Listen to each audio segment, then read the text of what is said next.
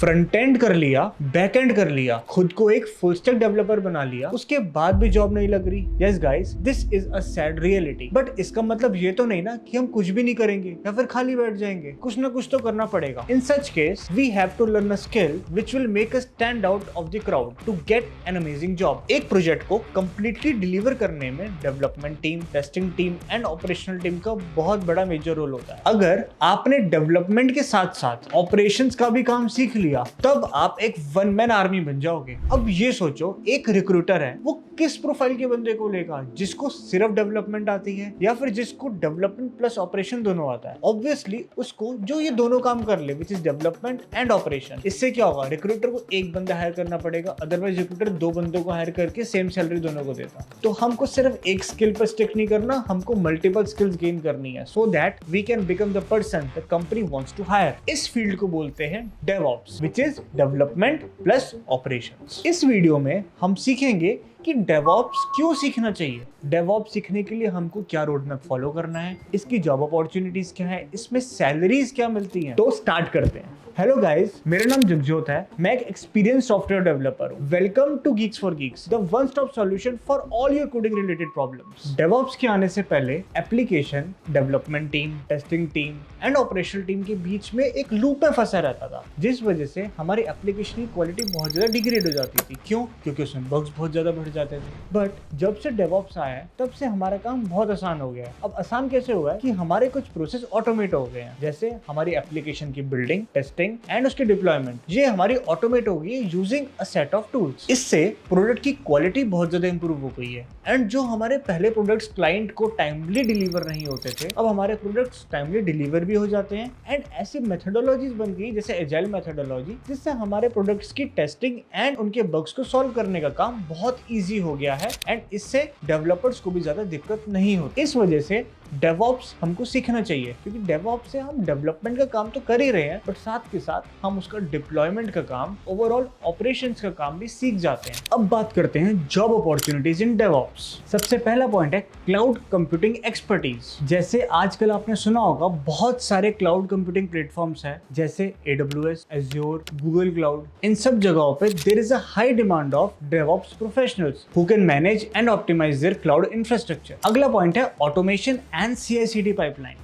DevOps engineer with knowledge of automation tools जैसे Jenkins, GitLab, continuous integration and continuous deployment। जिन DevOps professionals को इन सब चीजों की नॉलेज होती है, उनकी बहुत ज्यादा हाई डिमांड है मार्केट में। Next one is containerization and orchestration. Docker and Kubernetes जैसे टूल्स की हाईली डिमांड है। जिन डेवऑप्स इंजीनियर को इन सब चीजों की नॉलेज होती है, वो एप्लीकेशन की बिल्डिंग, टेस्टिंग एंड डिप्लॉयमेंट के काम को सारा ऑटोमेट कर सकते हैं। अब बात करते हैं रोल्स एंड रिस्पॉन्सिबिलिटीज की। बीइंग अ डेवऑप्स इंजीनियर, आपका सबसे पहला रोल होता है collaboration and communication. You have to streamline the process between the development team and the operational team. Next one is CI/CD pipeline management. Being a DevOps engineer, आपको CI/CD pipeline को manage करना आना चाहिए, आपको pipeline को maintain करना आना चाहिए। जब भी हमारा कोड डिप्लॉय होगा, तब वो उस पाइपलाइन के इन चेक्स के थ्रू पास होके जाएगा। This thing is highly required in the market. One more point is there, which is monitoring and logging. This can be achieved using a tool like Grafana.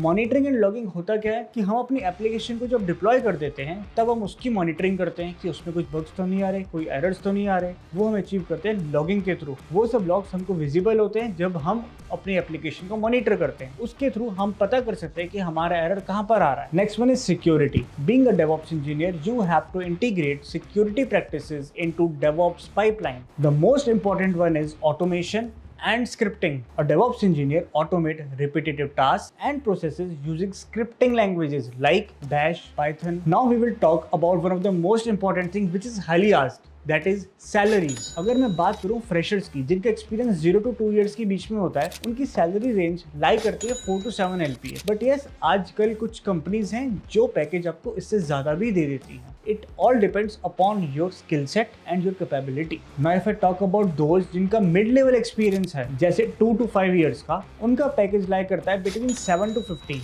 And Indian market competitive है, तो आप अपना package लेके एक company से दूसरी company में जाके अपना पैकेज बढ़ा भी सकते हो। But yes, skills and experience plays a very important role. इसके बाद एक्सपीरियंस आता है 5 to 10 ईयर्स का एंड 10 to 15 का। 5 to 10 ईयर्स के एक्सपीरियंस के लोग दे can expect a package of 15 to 30 LPA and yes जो 10+ ईयर्स वाले होते हैं वो प्रिंसिपल डेवऑप्स इंजीनियर के रोल पे आ जाते हैं, तो उनका मेनली आर्किटेक्चर लेवल पर काम चलता है and they can expect a salary from 25 to 50 LPA। Now we are going to talk about the last point which is road map to become a DevOps engineer. अगर आप एक software developer हो या फिर आप फ्रेशर हो, अगर आप डेवऑप्स इंजीनियर बनना चाहते हो तो मैं आपको कुछ ऐसी चीजें बताने लगा हूं, उन सब चीजों को करके आप डेवऑप्स इंजीनियर बन सकते हैं। सबसे पहली चीज आती है फाउंडेशन नॉलेज। अगर आप एक डेवऑप्स इंजीनियर बनने जा रहे हो तो आपको पहले समझ आना चाहिए कि एप्लीकेशन के बनने का पूरा प्रोसेस क्या है। उसको बोलते हैं software development life cycle, SDLC। You have to first understand SDLC, उसके जितने भी मॉडल्स हैं उन सबको समझो, तब जाके हम एक डेवऑप्स की प्रोफाइल को एम कर सकते हैं। Next one is operating system. आप अलग अलग ऑपरेटिंग सिस्टम यूज करते हो, जैसे विंडोज हो गया, मैक हो गया,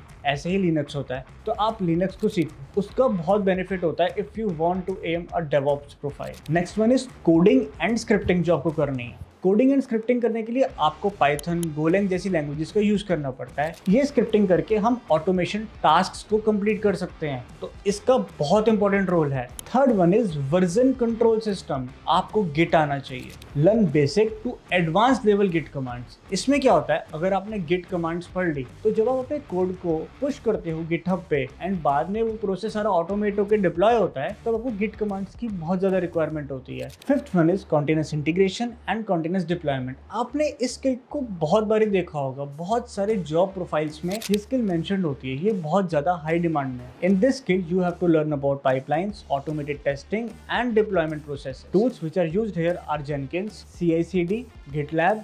इन सब चीज़ों की नॉलेज होनी चाहिए हमको। अब एक बहुत इंपॉर्टेंट टॉपिक बता रहा हूँ, वो है कंटेनराइजेशन एंड ऑर्केस्ट्रेशन। हम डॉकर एंड कुबरनेटिस से ये सब चीज़ें सीख सकते हैं। कुबरनेटिस क्या होता है कि हमारा जो बिल्डिंग का प्रोसेस होता है, टेस्टिंग का होता है, डिप्लॉयमेंट का प्रोसेस होता है, वो सारा ऑटोमेट हो जाता है। हम अपने कोड को पुश करते हैं गिटहब में और हम कुछ कॉन्फ़िगरेशन करके अपना प्रोसेस को सारा ऑटोमेट कर सकते हैं। जैसे ही कोड पुश हुआ, साथ के साथ वो बिल्ड होता है, उसके टेस्ट केसेस चलते हैं, उसके डिप्लॉयमेंट भी हो जाती है। इसके लिए आपको कुबरनेटिस पढ़ना पड़ेगा। एंड डॉकर के लिए you have to first understand container basics, Docker files, Docker commands. अब तक मैंने जो भी बताया उन सब के सोर्सेज मैंने नीचे डिस्क्रिप्शन में मेंशन कर दिए। Go through those skills and upskill yourself.